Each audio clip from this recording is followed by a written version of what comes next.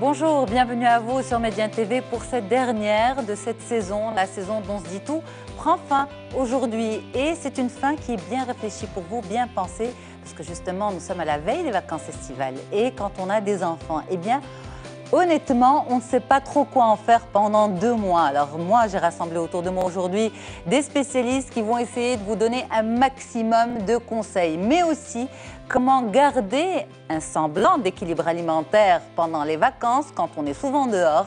On en parlera avec une diplômée en nutrition. Yasmina Ahmadani sera mon invitée à la fin de ce rendez-vous. Bienvenue à vous, c'est un plaisir de vous retrouver. Nous sommes bien sûr sur Médien TV. A tout de suite pour les détails.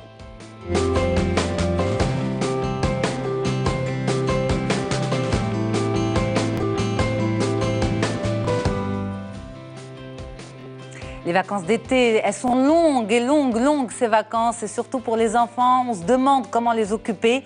Eh bien, si on avait la solution, eh bien, je pense que nous avons des solutions à vous proposer aujourd'hui avec justement une belle équipe. Sabrine Gdira, bonjour. Bonjour à vous. Merci beaucoup d'être là. Merci à vous. Vous êtes spécialiste de la petite enfance. Oui, tout à fait. Camélia Zakaria, bonjour. Bonjour. C'est un plaisir de vous retrouver. Partagé. Ça fait un petit moment Tout quand à fait, même. tout à fait. Alors, vous êtes psychologue clinicienne, psychologue de l'enfant, de l'adolescent et de l'adulte. Merci beaucoup d'être là.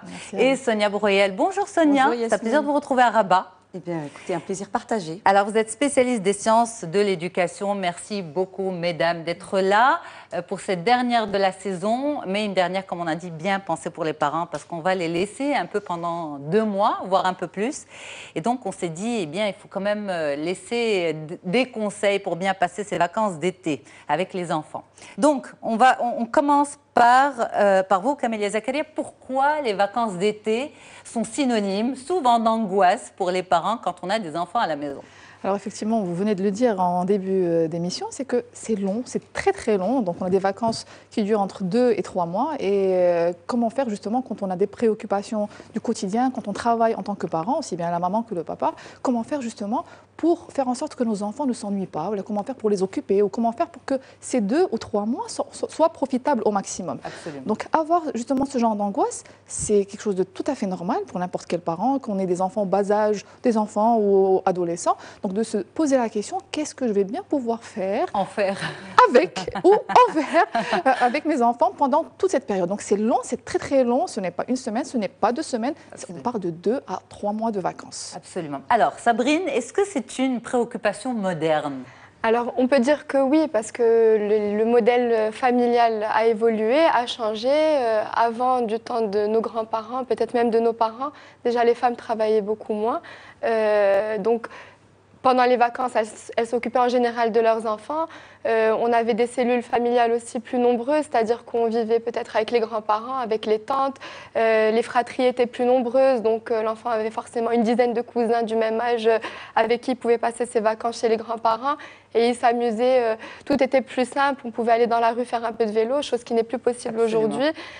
Donc effectivement, c'est une préoccupation qu'on peut qualifier de moderne parce qu'effectivement, aujourd'hui, les 2 parents travaillent en général, les grands-parents parfois travaillent eux aussi. On n'a pas forcément une tante ou un oncle qui est dispo les 2 mois d'été pour s'occuper des enfants. Donc on doit y réfléchir, c'est-à-dire que c'est un programme qu'on va réfléchir, on va y penser, on va essayer d'organiser. On ne peut pas arriver le premier jour des vacances et se dire, bon, ben, maintenant j'en fais quoi, parce absolument. que c'est une question aussi, comme disait Camélia, d'ennui, mais c'est une question de sécurité, parce qu'effectivement, un enfant, on ne peut pas le laisser tout seul à la maison. Et donc... mais on n'en fait pas trop quand même à angoisser pour ces enfants, à se dire 2 mois de vacances. On y pense en fait en termes de programme, comme s'il fallait une planification, absolument. Oui. Sonia. Et en fait, on est dans une conception où même si le mot vacances rime avec plaisir, c'est-à-dire que les parents ont envie de faire partager leurs enfants des moments sympathiques, parce que par des vacances, c'est quelque chose qui doit être sympathique, mais on a aussi le mot vacances qui rime avec utile. On est dans une version en fait utile des vacances. On est dans une démarche où le temps doit être rentabilisé. C'est-à-dire que des vacances, on doit tirer un bénéfice. S'amuser, oui, pas de problème, amuse-toi, il n'y a pas de souci. Mais si tu réussis à avoir une petite valeur ajoutée, pourquoi pas? Là, on est dans cette démarche-là. C'est vrai qu'il y a absolument. tout ce que mes collègues donc, ont annoncé en début. C'est vrai qu'il y a cet éloignement géographique des familles. C'est vrai que la situation de la famille a été modifiée, mais il y a aussi une modification dans la conception même des vacances. C'est-à-dire que là, on se dit 2 mois et demi de congés scolaires, eh bien peut-être qu'il peut en faire quelque chose. Alors justement, 2 mois et demi de vacances scolaires, une version utile des vacances, comme l'a si bien dit Sonia. En tant que psychologue, Camélia, qu'est-ce que ça veut dire pour vous? Est-ce que c'est bon, c'est moins bon? Est-ce qu'on en fait trop pour ces enfants d'ailleurs? Alors, ce qu'il faut savoir, c'est que c'est un long sujet d'actualité et le débat est toujours ouvert. C'est qu'aujourd'hui, il y a aussi bien des pédagogues que des psychologues qui continuent à militer pour dire que les vacances sont synonymes de détente, comme on vient de le dire, de plaisir, et qu'il doit se faire loin de toute préoccupation scolaire ou loin de toute préoccupation où on va être dans l'utilité, on va dire.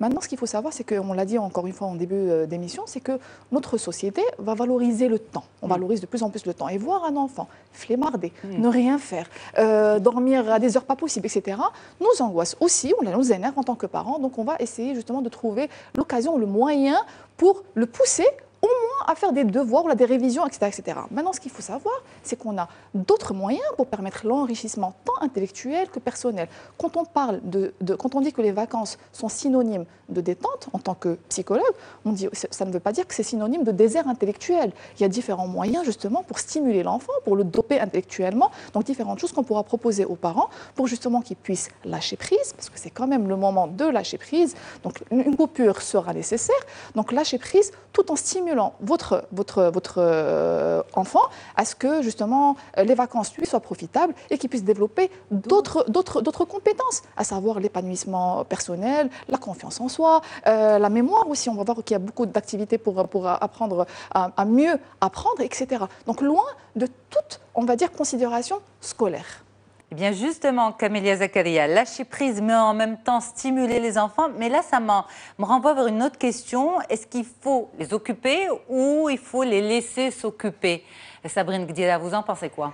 Alors j'en pense que comme dans tout dans la vie, c'est une question de ne pas aller dans les extrêmes. Il ne faut pas chercher à planifier la journée minute par minute parce que comme je pense qu'on va le voir plus tard, les moments d'ennui sont bénéfiques à l'enfant, à son développement, au développement de son imagination, etc.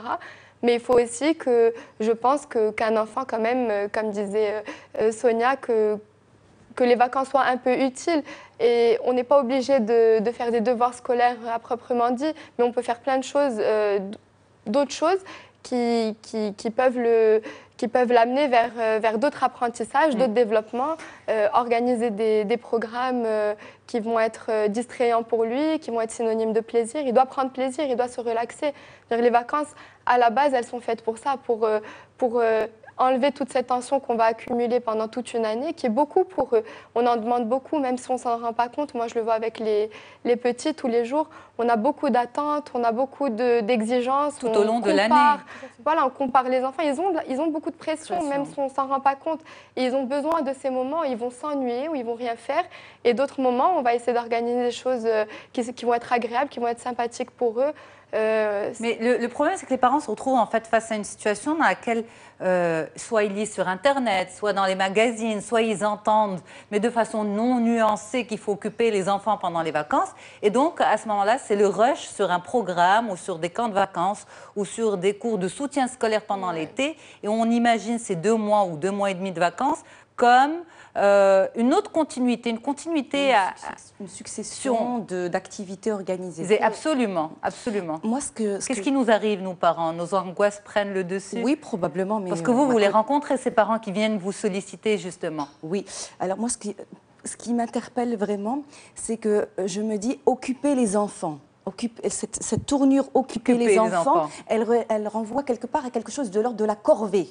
Or, quand vous me posez cette question, faut-il occuper les enfants ou les laisser s'occuper d'eux-mêmes?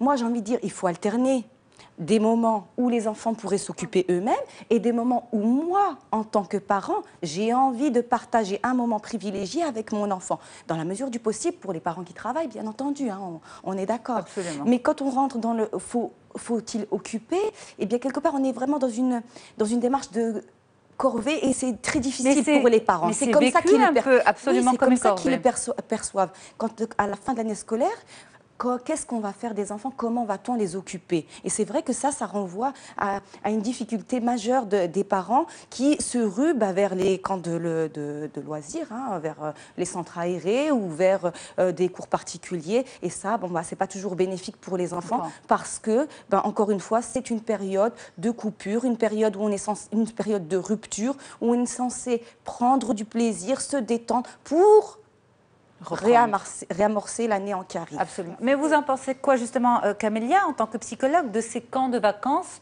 ou de ces structures qui vont accueillir les enfants pendant l'été avec un programme? C'est justement arriver à telle heure, les récupérer à telle autre heure, un programme de la journée bien structuré. C'est vrai que les parents, on va dire, sont tranquilles parce qu'ils se disent, eh bien, ils ne s'ennuient pas à la maison à zapper devant la télé, mais pour l'enfant, qu'est-ce que c'est? Oui. Alors, je vous dirais que ça dépend de l'enfant. On peut rencontrer des enfants qui trouvent un véritable plaisir à être avec d'autres enfants. Parce qu'un enfant qui va être seul, sans adulte ni enfant de son âge, inévitablement va s'ennuyer. Maintenant, il y a des enfants qui apprécient justement être dans des centres d'aérés comme ceux-là, où on propose des programmes aussi structurés que quand il était à l'école. Donc maintenant, je pense que ce moment, la période des vacances, à mon sens, il faut laisser les enfants scolairement tranquilles.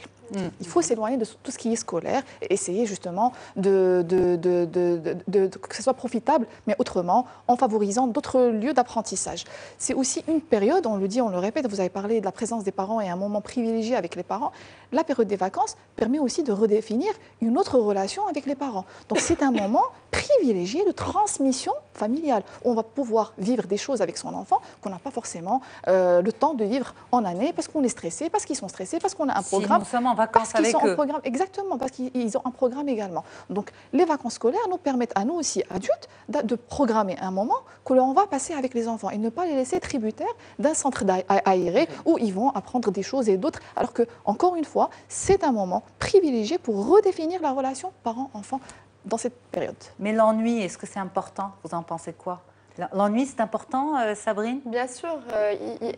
Déjà, en tant que parent, on a envie que notre enfant devienne autonome, qu'il soit indépendant. Si on lui propose à longueur de journée un programme tout fait, prédéfini, il va apprendre à être dépendant, il va pas apprendre à inventer, à être créatif. Or, on sait que l'imaginaire a un fort impact sur le développement de l'enfant. Et si on lui mâche le travail, en gros, il va pas avoir...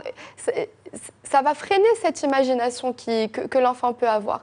Donc, effectivement, il est important que l'enfant s'ennuie, déjà pour qu'il puisse apprécier par ailleurs les programmes proposés, les activités proposées, déjà d'une part. Qu'il les valorise Qu'il les valorise. Et ensuite, ces moments d'ennui vont être bénéfiques, bien qu'on ne se l'imagine pas forcément, vont être bénéfiques pour son propre développement intellectuel et personnel et cognitif de cet enfant. Donc, il ne faut pas faire les choses dans l'excès, c'est la règle de base. Absolument. Il faut que l'enfant puisse s'ennuyer de temps en temps. Avant, on leur donnait une pelote de laine et ils faisaient des jeux incroyables, les enfants, avec cette pelote de laine ou une loupe, et ils s'amusaient à jouer au détective toute la journée. Et ils étaient pas plus malheureux que les enfants d'aujourd'hui. Donc il faut que les enfants aussi apprennent à apprécier les choses simples de la vie, parce qu'au final, l'enfant, c'est l'apprentissage de l'adulte qui sera demain. Et donc, s'il apprend à apprécier les choses simples, à se débrouiller tout seul, à avoir l'esprit créatif, à développer son imagination, il ne faut pas brider l'enfant comme ça. Il ne faut pas avoir peur de l'ennui. Il ne faut pas avoir peur de le voir tourner, parce qu'au bout d'un moment, il va trouver comment s'occuper. Voilà, et c'est une forme d'apprentissage de l'autonomie, c'est-à-dire apprendre à se débrouiller tout seul, dans un cadre, bien sûr, où la sécurité... Mais justement, quand cet enfant vient vous dire je m'ennuie, qu'est-ce que je fais? Comment il faut lui répondre? Il faut lui répondre qu'on peut lui suggérer des petits jeux, des idées de jeux. Il faut juste pas lui mâcher le travail. Ensuite, comme disait Camélia, c'est très important, c'est primordial de privilégier des moments avec son enfant. Je comprends bien qu'il y a des parents qui travaillent, que ce n'est pas toujours évident, mais on a tous des jours de congé qu'on peut prendre à droite, à gauche.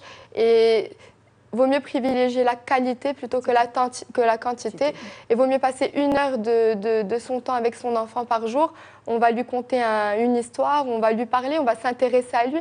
Parfois, l'enfant, il a juste besoin d'un peu d'attention, c'est-à-dire qu'on va l'envoyer au centre de vacances, il va être occupé toute la journée, il va être très content, Mais au final, est-ce qu'il ne va pas avoir une carence affective? Est-ce qu'il ne va pas avoir l'impression que ses parents se Ça va débarrassent? culpabiliser les parents, là. Mais c'est une réalité, c'est-à-dire Ouais. qu'il faut passer du temps avec son enfant, il faut L'enfant, c'est s'organiser. On arrive à aller chez le coiffeur, on arrive à aller au sport, on arrive à faire plein de choses. Et ben, passer du temps avec son enfant, C'est une priorité aussi. les envoyer au centre, c'est très bien. Bien. De toute façon, il y a 2 mois, donc si on les envoie au centre pendant une semaine, il n'y a pas mort d'homme.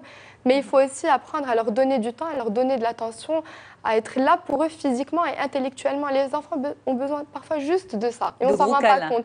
D'un gros câlin, d'un moment, d'une balade. Voilà, un moment qualitatif. Alors, on va essayer de mâcher le boulot aux parents. C'est vrai qu'il ne faut pas le mâcher pour les enfants. Pour les parents, on va essayer de le mâcher. Mais avant, je reste vraiment dans les généralités avant de rentrer dans les détails. La télé aussi, hein, ça c'est un gros sujet. Qu'est-ce que je fais? Je m'ennuie. Maman, est-ce que je peux regarder la télé? Bon, parfois, quand on les voit tourner en rond, on se dit, bon, ben, allez, on ferme les yeux. OK, vas-y. C'est mauvais? C'est pas très mauvais? Moyen mauvais? Moyennement mauvais, on va dire ça comme ça, parce qu'on ne peut pas condamner totalement. Mais c'est vrai que quand un enfant vient voir son parent, hein, son père ou sa mère, il dit je ne sais pas quoi faire, je m'ennuie. Le parent énumère la multitude d'activités qu'il pourrait éventuellement faire, mais qui n'ont pas trouvé grâce aux yeux de l'enfant à ce moment-là. Et l'enfant va dire, moi je voudrais bien regarder un dessin animé ou utiliser la tablette ou aller sur les jeux vidéo. Donc là, je dis aux parents, attention, ça peut être une solution, ça peut être une proposition, mais je dis attention. Parce que ce que je remarque chez les enfants, c'est que quand on leur évite de se mettre devant un écran, eh bien, on découvre de nouvelles passions. C'est-à-dire qu'un enfant qui aime plutôt le dessin va s'orienter vers le dessin. Un enfant qui aime plutôt la lecture va prendre spontanément la lecture. Quelqu'un qui aime plutôt les jeux de construction, ça crée en fait de manière inconsciente et sans se rendre compte, l'enfant s'oriente vers les activités, il redécouvre des activités qu'il aurait délaissées et des activités qui lui plaisent réellement. Donc moi, je suis toujours prudente par rapport aux écrans et vous connaissez ma position par rapport à cela, mais je me dis, on ne peut pas non plus les interdire. C'est absolument les vacances, alors... Alors, je profite justement de l'enseignante que vous êtes et de la spécialiste des sciences de l'éducation que vous êtes pour vous poser cette question. Est-ce qu'on peut profiter des vacances d'été pour rattraper des lacunes scolaires? Pardon. Pour rattraper des lacunes, alors moi je trouve qu'il est profitable pour les enfants de rompre avec l'année scolaire. C'est-à-dire qu'il faut arrêter.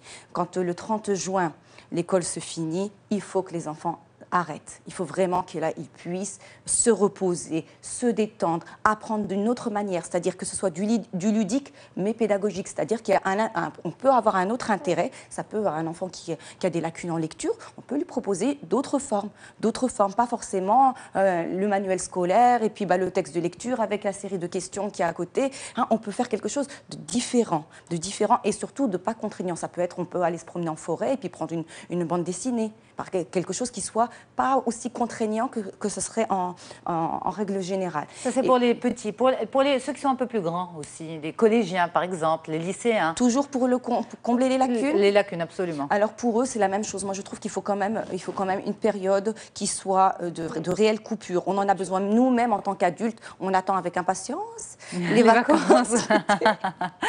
Sonia l'a chanté carrément. Oui, alors là, c'est que ça vient du cœur. On attend cette période-là avec vraiment impatience. Donc là, je dis, il faut s'arrêter. Maintenant, on est d'accord que nous sommes dans un système élitiste, que la course aux notes et la course à être le meilleur, aux performances, merci, reprend le dessus très rapidement. Alors, si les parents envisagent de faire travailler l'enfant, il faut que ça se fasse à fin août. C'est-à-dire que ça devrait préparer la rentrée. D'accord. Vous voyez ce que je veux dire? Il faut que ça s'organise après avoir eu une période de repos. Il faut que ça s'organise en vue de préparer la rentrée. D'accord, ça c'est en cas de lacune. Justement, en préparant avant de rentrer dans le studio, on échangeait Sabrine, et justement, vous m'avez dit même les plus petits, les tout petits ne sont pas épargnés. C'est-à-dire qu'aujourd'hui, on attend beaucoup de choses d'eux. Vous m'avez dit, il y a des petits en moyenne section qui savent déjà lire. Et ça, pour vous, en tant que spécialiste, c'est dramatique parce que leur cerveau, à ce moment-là, n'est pas supposé avoir ces compétences-là. Et que parfois, les parents profitaient justement des vacances scolaires pour accélérer sur le programme et sur les acquis. On reprend ça pour les téléspectateurs. Bien sûr. Quel danger justement pour les enfants? Alors déjà en 2 points. Le premier des points, c'est qu'au Maroc, on a un système éducatif qui est quand même bien particulier parce que dans le préscolaire et au niveau des crèches, c'est un secteur qui est quand même assez privé. Donc on est souvent face à des directeurs d'établissements ou des propriétaires d'établissements. C'est leur gagne-pain, on peut tout à fait comprendre. On est dans un système de comparaison, c'est-à-dire qu'on va avoir une maman A qui ne connaît pas forcément les attentes qu'on devrait avoir pour un enfant en fin de maternelle, une maman B qui a son enfant dans une autre école, la maman A a son enfant qui sait lire et écrire en fin de moyenne section, la maman B, ce n'est pas le cas. Elles ne vont pas se dire, bon, la maman B, son école respecte les besoins de l'enfant et son développement. Elle va se dire, la maman A a son enfant dans une bien meilleure école que celle de la maman B. Donc, comme il y a beaucoup de comparaisons, comme il y a beaucoup de pression, on va souvent faire faire des choses à nos enfants qui ne sont pas forcément bénéfiques pour eux. Donc déjà, il y a ce moyen de pression-là. Ensuite, pour les enfants de moins de 6 ans, donc c'est ma spécialité à moi, on peut leur faire apprendre tous les jours, mais d'une manière, c'est-à-dire qu'on ne va pas se mettre à une table avec eux et on va leur dire, bon alors maintenant, prends le bleu et dessine la main, prends le rouge et dessine la jupe. On va se promener en voiture et on va dire, alors ce panneau publicitaire, c'est un rond, c'est un carré? Ou alors, quel jour on est? Parce qu'en maternelle, ils sont censés apprendre, par exemple, la chronologie. Donc, on va leur apprendre, hier, qu'est-ce qu'on a fait? Mais en tant que parent, est-ce que nous avons la pédagogie pour le faire? C'est-à-dire même cette sensibilité, même en voiture, est-ce que nous sommes capables de le faire? On va dire, si l'enfant se trompe, eh bien, on ne va pas s'énerver, on va respecter son rythme, peut-être qu'il est fatigué, ou bien ça va être une forme d'angoisse parentale qui va parler, qui va attendre que l'enfant réponde parfaitement bien, sans se tromper, qui va venir nous rassurer. Alors, comme ce que disait Sonia, déjà, on est dans un système qui est élitiste, et ce, depuis l'âge de 2 ans. C'est-à-dire qu'un enfant, il a 2 ans, il a déjà... S'il bégaye un peu, parce que c'est normal, c'est les prémices du langage, on va s'inquiéter. S'il n'est pas propre à 3 ans, on va s'inquiéter, on va alerter tout le monde. C'est-à-dire que dès son plus jeune âge, l'enfant est soumis à une pression. Personnellement, je trouve que c'est dramatique. Ensuite, bon, les débats sont ouverts, il y a des polémiques. C'est un système qui est quand même élitiste et on est obligé... Est-ce qu'il faut continuer à le nourrir, ce système aussi? On peut le nourrir, mais de manière différente. C'est-à-dire qu'on peut faire des apprentissages de façon ludique dans la vie de tous les jours, sans pour autant que ça soit contraignant et que ça soit néfaste pour l'enfant. Il y a des émissions comme la vôtre, déjà, on a plein de moyens de se renseigner. Si on veut se renseigner en tant que parent, on peut juste aller consulter l'éducatrice de son enfant et qui donnera certainement plein de bons conseils. Ensuite, on est face souvent à des parents qui sont réfractaires pas à la critique, mais au conseil. Il est difficile de conseiller un enfant sur la propre éducation de son enfant. C'est-à-dire qu'il y a des mamans... Un parent sur la propre éducation de son enfant. On peut avoir affaire à des parents qui vont être ouverts, qui vont être en demande de conseils, qui vont aller essayer d'exécuter chez eux, puis d'avoir des retours, et d'autres qui vont... Mais justement, Camélia, est-ce qu'on vous demande conseil par rapport à ces vacances, ces 2 mois, 2 mois et demi? Qu'est-ce qu'on fait des enfants? Et surtout, est-ce qu'on anticipe sur les acquis à venir? Tout à fait. Alors, la question essentielle, c'est justement, voilà, mon enfant a des difficultés scolaires. Est-ce qu'il faut que ces vacances soient profitables? Donc, comme je l'ai dit tout à l'heure, en principe, pour les vacances scolaires, il faut qu'on les laisse scolairement tranquilles, à moins qu'il y ait une nécessité quelconque. Quand on parle de nécessité, vous avez parlé de lacunes. Il y a des enfants qui ont de vraies lacunes, des lacunes importantes, et même amorcer l'année s'annonce difficile. Amorcer l'année. Donc une coupure, on l'a dit, on l'a répété, va être nécessaire. Pour un enfant ou un adolescent, il ne faut pas oublier que la maturation du cerveau, ça prend fin vers 24-25 ans. Absolument. Donc, ils ont besoin d'un repos beaucoup plus important que nous. Donc, on les voit encore une fois dormir, flemmarder, s'ennuyer, etc., etc. Donc, pour tous les parents qui viennent consulter par rapport aux lacunes, qu'est-ce qu'on remarque? On remarque justement que lorsque les enfants s'astreignent à faire des devoirs avec leurs parents, ils le font avec très peu d'assiduité et c'est véritablement contre-productif. Il y a de la frustration, c'est des vacances, ils n'arrivent pas à concevoir que pendant les vacances, je suis là en train d'étudier ou là en train de... C'est une punition, c'est une corvée, comme l'a dit comme une punition, absolument. Sonia. Ils sont extrêmement fatigués. Moi, ce que je remarque aussi, c'est que les enfants qui travaillent durant l'été, quand ils reviennent, ils n'ont pas cette fraîcheur, cette envie de reprendre l'école. Ouais. Ils sont déjà exténués avant même d'avoir commencé. Mais ils arrivent déjà en fin d'année fatigués, avec le absolument. programme académique, avec la chaleur aussi, il ne faut pas l'oublier. Oui, c'est Ils vrai. arrivent déjà fatigués. Donc avoir un moment de coupure est salvateur et nécessaire pour pouvoir mieux asseoir les apprentissages à venir et pouvoir les investir.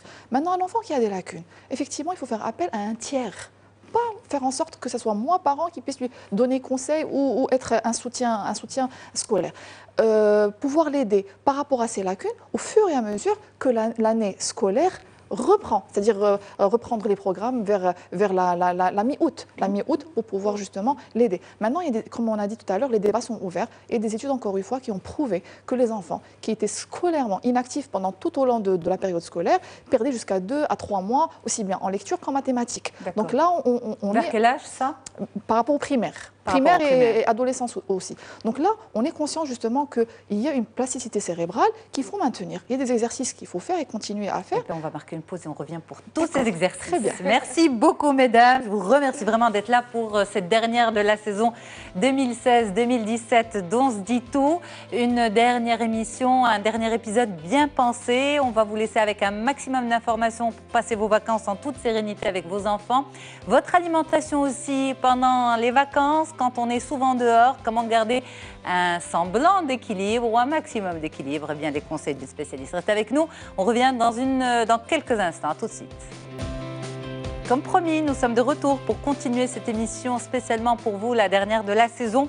Comment essayer en fait d'occuper, gérer ses enfants pendant les vacances de longs mois. Eh bien, si vous étiez avec nous pendant la première partie, vous avez compris justement que les occuper, oui, c'est bien. Les laisser aussi se reposer, c'est très très bien. Mais justement, sans trop de pression et sans trop les angoisser, contribuer à cette plasticité cérébrale qu'il faut maintenir par des exercices, par des apprentissages, on va dire ludiques et en même temps relaxants et reposants, sans oublier le point de Sabrine, un maximum de complicité avec ses enfants et un maximum d'affection. Mesdames, maintenant on passe aux choses concrètes. Les parents attendent en fait des directives claires et nettes. On commence par les plus petits, les moins de 6 ans. Sabrine, qu'est-ce qu'on en fait quand ils se réveillent le matin? Très bien, le matin est là, on est réveillé, la famille est là. Comment on entame la journée? Alors déjà, ça dépend de plusieurs choses. Ça dépend si un des deux parents est en vacances. Ça dépend si les deux parents travaillent et que l'enfant est avec la nounou. Ça dépend si l'enfant est avec la nounou et qu'il attend qu'une tierce personne vienne le récupérer, un membre de la famille, un ami des parents ou une maman d'un camarade de classe qui se proposerait de s'en occuper pour la journée. Donc déjà, on a plusieurs cas de figure possibles. Ensuite, je pense qu'il faut déjà les laisser se réveiller à leur aise.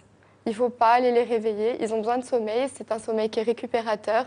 Je pense qu'on les réveille assez tous les jours de l'année à 7 h du matin pour les laisser dormir, ils en ont besoin. De toutes les manières, tant qu'ils dorment, c'est qu'ils en ont physiquement et psychologiquement besoin.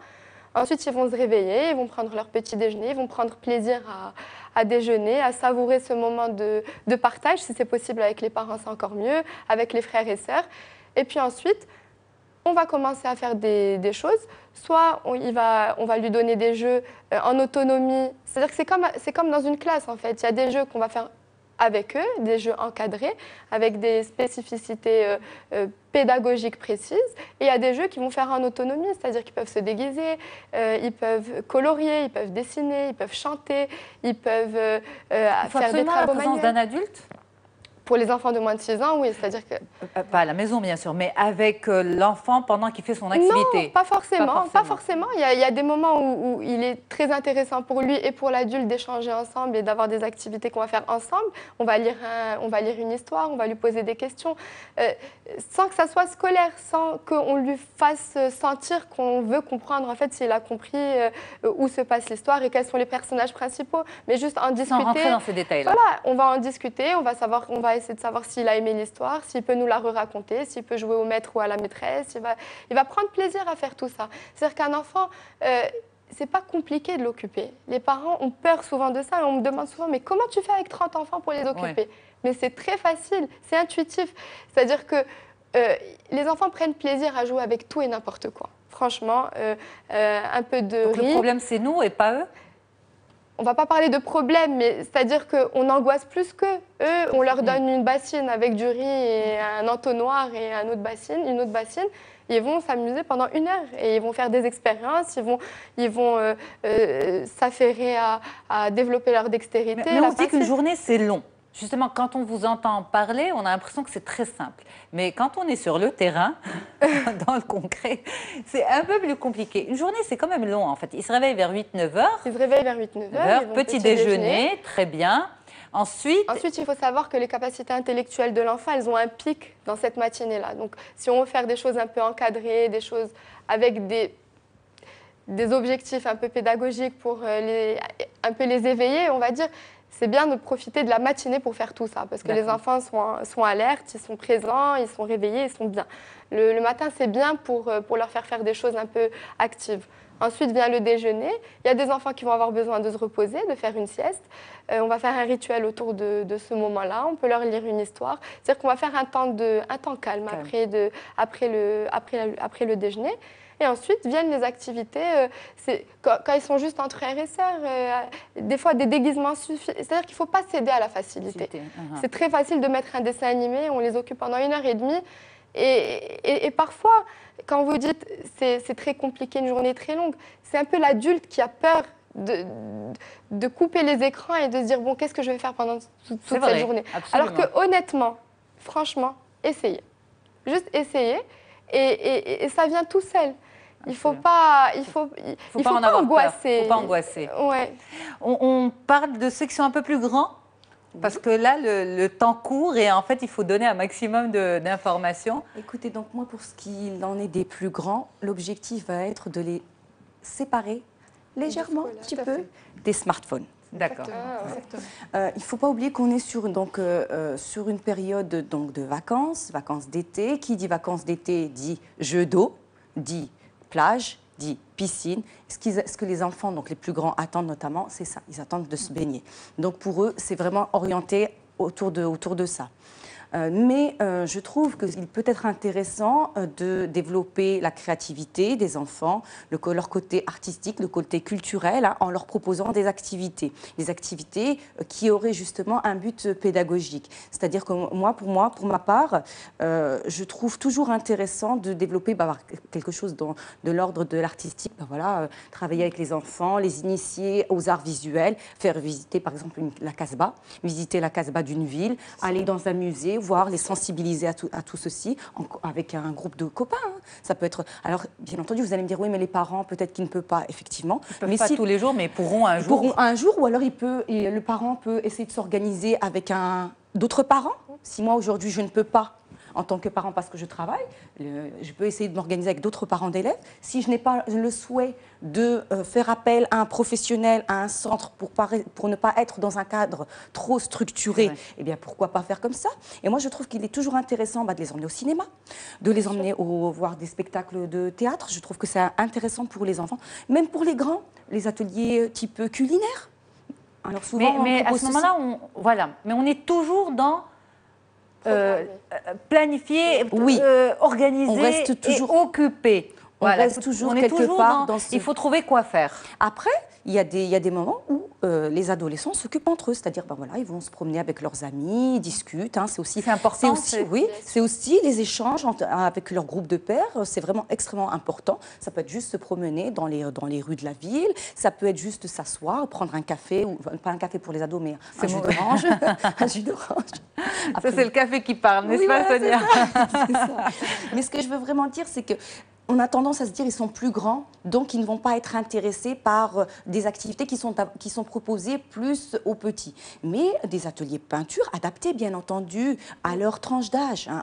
Bien sûr, on ne va pas leur demander de coller des gommettes, hein, on est d'accord. Mais des choses qui sont adaptées à leur tranche d'âge, on peut arriver à les intéresser. Maintenant, n'oublions pas aussi qu'on est structuration, en fait. On ne va pas arriver du jour au lendemain chez son ado avec qui on n'a jamais échangé, on n'a jamais essayé en fait d'orienter pendant les vacances, qu'on a toujours laissé faire ce qu'il voulait, pour lui dire bon, maintenant on va au musée, on va faire un tour dans la vieille Médina. On est d'accord, ça se fait de manière progressive. Ça se fait de manière progressive. Ça se fait de manière progressive. Et puis quand bien même les parents sont dépassés et ont envie d'offrir à leurs enfants ce côté culturel, ce côté artistique, eh bien qu'ils fassent appel à une structure, à quelqu'un de compétent qui pourra offrir à leur enfant cette possibilité-là. Alors, pour finir, il y a aussi cette question que beaucoup de parents se posent, enfin ces questions, heure de coucher, heure de réveil, heure de repas, est-ce qu'on peut laisser une liberté totale à ses enfants ou bien il faut garder un cadre structuré? Camélia, vous en pensez quoi? Encore une fois, ne pas être dans les extrêmes. Effectivement, c'est une période de détente. Et je le dirai et je le répète, quand on demande aux parents de laisser souffler leurs enfants, ça ne veut pas dire qu'on attend à ce que les parents démissionnent, encore une fois, de leur fonction parentale. Donc on est là justement pour offrir un cadre, oui, mais un cadre beaucoup plus souple. Un cadre, on va essayer de l'éloigner du cadre académique à proprement dit pour pouvoir développer d'autres choses. Sabrine et Sonia, ici on en parlait, le jeu est extrêmement important. Et même tout ce qui est activités manuelles et culturelles et artistiques sont extrêmement intéressantes. Ça vient en contrepoint de tout ce qu'il va pouvoir apprendre lorsqu'il est à l'école. Donc aujourd'hui, la fonction parentale va être dans une continuité, dans une alternance avec ce que fait l'école pendant 9 mois ou 8 mois de l'année pour pouvoir prodiguer à l'enfant une autre forme d'apprentissage. On a parlé de l'ennui tout à l'heure et j'aimerais juste y revenir très rapidement. L'ennui est formateur. Nous, enfants, qu'est-ce qu'on faisait quand on s'ennuyait? On partait au salon, on prenait tous les coussins, on faisait un château, etc. etc. Bon, les parents n'étaient pas forcément contents, mais on avait notre château pendant un moment donné, etc. etc.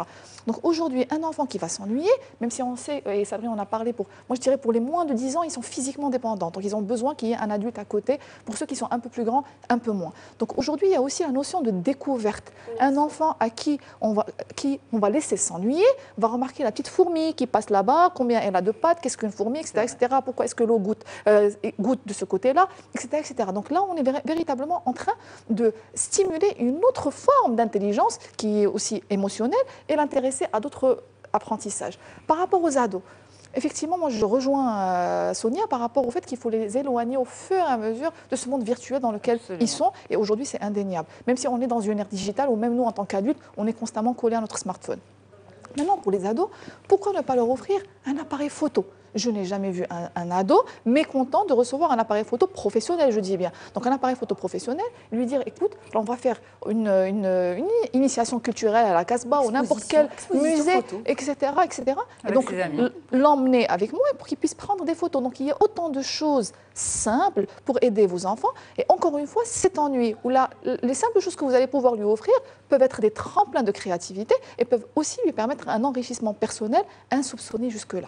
Et on finit aussi peut-être sur... ça aussi, c'est une question des parents. Est-ce que c'est le moment de rattraper le manque de présence pendant les vacances? Oui, on l'a dit, ça permet de redéfinir une autre relation parent-enfant. Ce n'est jamais trop tard. Ce n'est jamais trop tard pour bien faire. Je pense qu'on en a déjà parlé. Le mieux est vraiment l'ennemi du bien. Si déjà vous faites bien les choses, c'est déjà pas mal. Si on est dans la qualité, c'est mieux que la quantité. Donc les vacances sont là, c'est un moment privilégié pour renouer une nouvelle relation avec votre enfant. Sabrine, votre mot de la fin? Je rejoins tout à fait Camélia sur tout ce qu'elle vient de dire. Je pense que les vacances, c'est fait pour lâcher prise. On va quand même leur donner un cadre qui est beaucoup moins académique, mais on va quand même leur donner un cadre, leur donner beaucoup d'amour, du temps de qualité. On va essayer de programmer des choses sympathiques, ludiques, sans pour autant faire un camp militaire à la maison et que tout soit programmé. C'est-à-dire ne pas tomber dans les extrêmes, tomber dans le plaisir, rester dans le plaisir, profiter des vacances. Vraiment, c'est le plus important. Et revenir en septembre en super forme. En super forme, absolument. Sonia? Eh bien, écoutez, moi, je leur souhaite de très bonnes vacances et je leur dis profitez, mais n'oubliez pas de vous préparer à rentrer. Oh là là. Avec l'épée de Damoclès. Exactement. Mesdames, merci beaucoup d'avoir été avec nous pour cette dernière de la saison 2016-2017 d'On se dit tout. C'est un plaisir d'échanger à différentes reprises avec vous et je tiens justement à remercier tous les intervenants qui ont fait confiance à l'émission et qui sont venus sur le plateau pour les téléspectateurs de Médien TV. Je reste encore quelques instants puisqu'on va parler de nutrition. Les vacances, on on est souvent dehors, justement, eh bien, on ne sait pas trop comment faire ses choix alimentaires. Parfois, on sort un petit peu des recommandations des spécialistes. Un petit rappel, c'est important et on en parle avec une spécialiste, une pharmacienne qui est également diplômée en nutrition, Yasmine Ahmadani. Et mon invité, restez avec nous pour les détails tout de suite.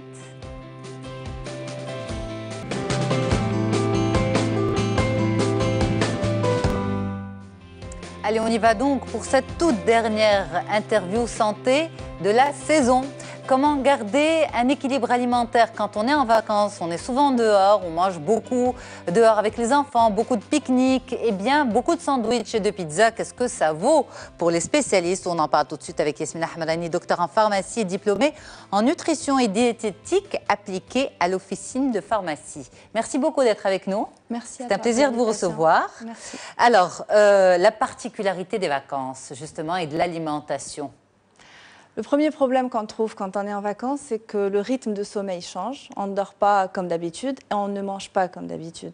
Donc forcément, on ne parle plus d'un repas normalement équilibré et c'est le corps qui doit payer les pots cassés des petites bêtises qu'on fait au cours de la journée. Donc on mange mal, on n'a pas d'horaire, la qualité de ce qu'on mange n'est pas forcément bonne et la quantité non plus. Absolument, pas de bonne qualité, beaucoup de glace, beaucoup de soda, beaucoup de gras. Beaucoup de gras, absolument. On est souvent dehors, on aime bien sortir, emmener des sandwichs ou bien manger à l'extérieur. On ne parle pas bien sûr d'équilibre, c'est pas évident. On rappelle peut-être les principales règles, mais ce qu'on va essayer de chercher, c'est plutôt compenser un repas par rapport à un autre. Exactement. Si on sait que, par exemple, on est invité à déjeuner ou qu'on va aller manger une pizza au moment de déjeuner, essayez d'équilibrer un petit peu au niveau du petit déjeuner et au niveau du dîner. Déjà, au niveau du petit déjeuner, on peut parfaitement le prendre dehors. Si on a envie d'aller le prendre dans un café, dans une terrasse, on peut le faire. La première des choses et le premier geste à faire, c'est de s'hydrater dès qu'on se lève, parce que le corps a besoin de s'hydrater en été encore plus que le reste de l'année. Et une fois qu'on va commencer le petit-déj, on peut éviter une crêpe au chocolat et la laisser de côté et privilégier par contre une tartine avec des tomates fraîches, de l'huile d'olive, des confitures à base de fruits, du miel. Il faut privilégier énormément les fruits et les jus de fruits, plus que jamais. Ça doit être le repas encore plus, le plus important de la journée, encore plus jus le de reste fruits de l'année. nature, pas de boîte, pas d'industriel. Donc le faire presser des fruits et les prendre. Prendre des salades de fruits le matin, c'est très très important parce que ça va nous donner déjà toutes les vitamines dont on va avoir besoin le reste de la journée.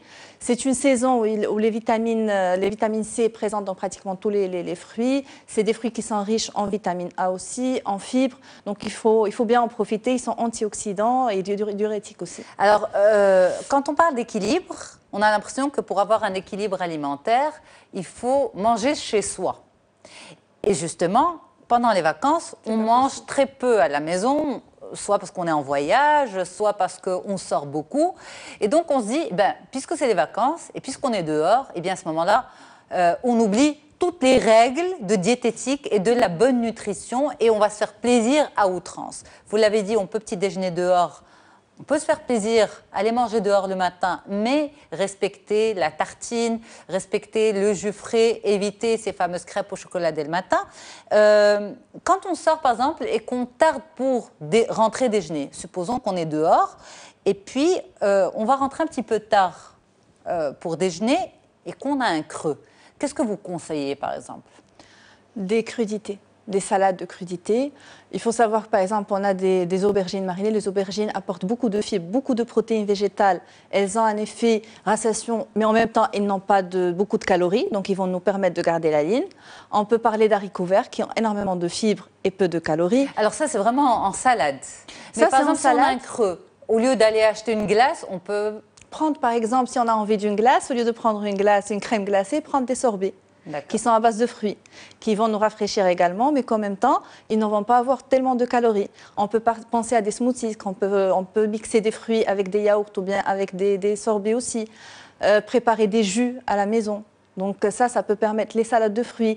C'est le moment du melon, les pastèques. Donc il faut en profiter. Ils ont pratiquement 90% d'eau, donc ça va nous permettre de nous hydrater. Mais il faut faire aussi attention à deux choses. À l'apport glycémique pour les gens quelques problèmes avec la glycémie. Et autre chose, à la température à laquelle on les consomme. Parce que souvent, les gens ont envie de manger ça très, très froid. On se retrouve après avec des douleurs abdominales, avec des diarrhées. Donc, il faut les manger à une température correcte. Ambiante, absolument. Le déjeuner cette fois-ci. Alors, quand on a envie de passer la journée dehors, on se prépare parfois pour un pique-nique, pour la plage, tout ça. On se prépare des sandwichs et on se dit, bon, ben, un sandwich, c'est pas du tout diététique, c'est pas du tout équilibré. Est-ce que c'est vrai? C'est vrai, si je vais prendre un sandwich avec de la mayonnaise, avec plein de choses que je dois, fromage, je peux prendre un sandwich parfaitement. Je peux ramener un sandwich, mais par exemple, substituer la mayonnaise par du yaourt frais.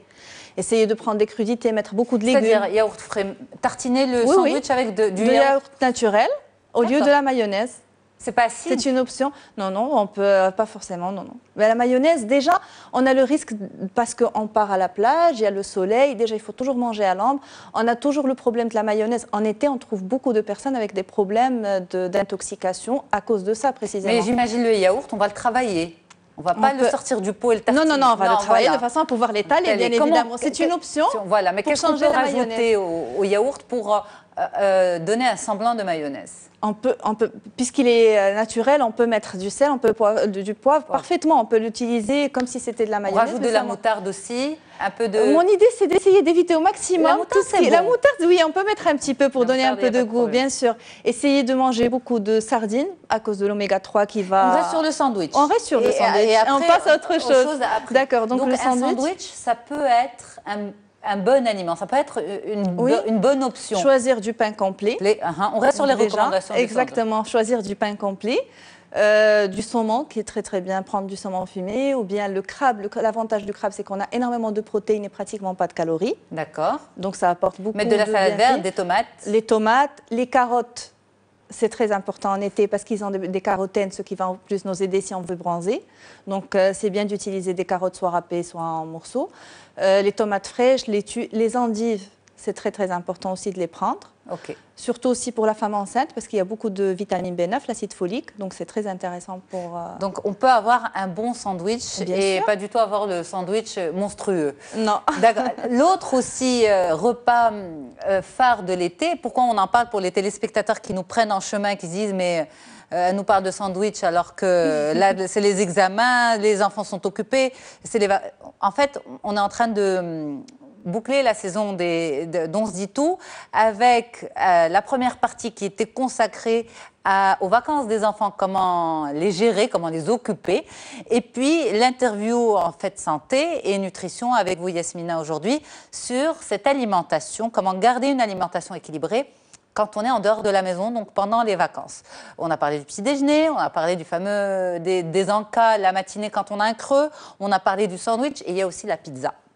Alors la pizza aussi, est-ce que ça c'est l'anti-diététique et nutrition? Le problème de la pizza, c'est pas la pizza en elle, c'est la quantité de fromage qu'on met dans la pizza. Okay. Donc on peut se permettre de se faire plaisir parce que d'ailleurs un repas équilibré doit être aussi varié, ça c'est important. Je dois me faire plaisir parce que si je suis en vacances, un des plaisirs de la vie, c'est aussi manger. Donc, je peux me faire plaisir. Absolument. Mais je dois compenser dans les autres repas. Ce que je ne peux pas faire, c'est manger de la viennoiserie le matin, pizza au déjeuner et prendre un panini bien garni le soir. C'est trop. C'est-à-dire, il y a le foie que je force à drainer tout ça. Ce qui est important, d'ailleurs, si tu permets, c'est un petit conseil quand on va manger tellement gras, c'est de prendre, par exemple, du chardon-marie ou bien du desmodium. C'est quoi ça? Ce sont des compléments alimentaires qui vont aider le foie à éliminer toute cette toxine-là. D'accord. C'est important de... C'est des compléments alimentaires qui vont aider le foie parce qu'on mange trop gras et au bout d'un moment, on a besoin d'aider notre corps. On va manger gras et après on va prendre des compléments alimentaires. Non, c'est ça l'erreur qu'ils font les gens. Non, ça c'est pour aider, mais il faut quand même rester assez équilibré. Si je vais manger gras pendant un repas, que les deux autres soient un petit peu plus équilibrés.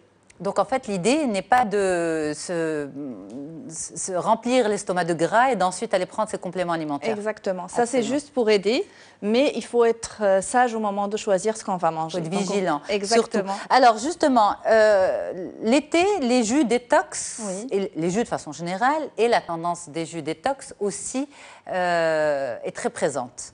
Et ça, c'est peut-être une bonne alternative justement pour éliminer. Est-ce que vous avez des petites recettes pour nous? Oui, on peut conseiller, par exemple, le concombre citron menthe. Il est diurétique, il est antioxydant. Et il est très rafraîchissant, donc c'est très important de le prendre au moins une fois par jour. Ok, concombre. Concombre, jus de citron et quelques feuilles de menthe. De menthe. Exactement. Sinon, les infusions de fruits, mettre des fruits, des agrumes dans de l'eau, les laisser infuser après le prendre frais, c'est très bon aussi. Citron aussi ou orange? Citron, orange, Orange, lime. c'est pas trop la saison. Si, mais quand même, on l'a pratiquement toute l'année, surtout. Oui. Bon, pas de congelé. Non, pas de congelé, surtout pas, ça sert absolument à rien. Les fruits rouges pressés avec les framboises, les myrtilles, ça les aussi, fraises. c'est bon? C'est bon, il y a des fibres, ils sont très antioxydants, il y a beaucoup de vitamine C. Le kiwi, qu'on oublie très souvent, qui a énormément de vitamine C, énormément de fibres. Les carottes, un jus de carottes et pommes, c'est aussi bien, surtout si on a envie de bronzer, parce qu'on prend des bêta-carotènes. Et pour finir, le dîner rapidement? Le dîner, on conseille souvent des salades ou bien des soupes froides, comme c'est le cas de gazpacho. Oui. Donc, c'est intéressant parce qu'on va avoir des légumes et en même temps, c'est rafraîchissant. Donc, c'est léger pour la nuit. Évitez les repas trop copieux la nuit parce qu'on a du mal à les digérer. Et tard, mais ça, c'est, on va dire, l'été. C'est l'été, c'est pour ça qu'on donne le conseil tout en sachant que pas tout le monde va les suivre, mais bon, on essaye quand même de... Mais gardez en tête, voilà, juste garder en tête qu'on peut se faire plaisir, qu'on peut sortir, mais qu'on peut même à l'extérieur veiller au bon choix d'aliments. Exactement. Et puis s'aider par des jus, s'aider par des compléments alimentaires. Ces jus justement que vous avez donnés, ces fruits, c'est rempli de fibres, ça évite de grignoter, ça c'est une très bonne recommandation. Et on évite le problème de constipation que les gens ont souvent pendant les vacances. Les vacances, d'accord. Donc il y a souvent soit le problème de diarrhée. Pourtant, on est supposé bien s'hydrater. Les gens ne s'hydratent pas tellement bien. Et quand ils le font, c'est avec des boissons gazeuses qui ne savent pas ce que le corps demande. Donc quand on parle d'hydratation, on parle de l'eau. D'eau, absolument. Merci beaucoup Yasmina Hamrani. Vous êtes docteur en pharmacie, diplômée en nutrition et diététique appliquée à l'officine de pharmacie. C'était un plaisir de conclure cette saison avec vous. Quant à moi, eh bien, c'était un véritable plaisir et honneur pour moi de vous accompagner tous les samedis et dimanches à 10h du matin sur Médiane TV. Un grand merci à toute l'équipe qui m'a gentiment accompagnée, à Tanger et à Rabat pour la réalisation, la diffusion, la production de cette émission. Merci beaucoup à vous pour votre fidélité et à très vite sur les ondes de la radio du Grand Maghreb et en septembre sur Médiane TV. Une nouvelle saison dont Zitou vous attend. Au revoir, portez-vous bien, très bonnes vacances surtout.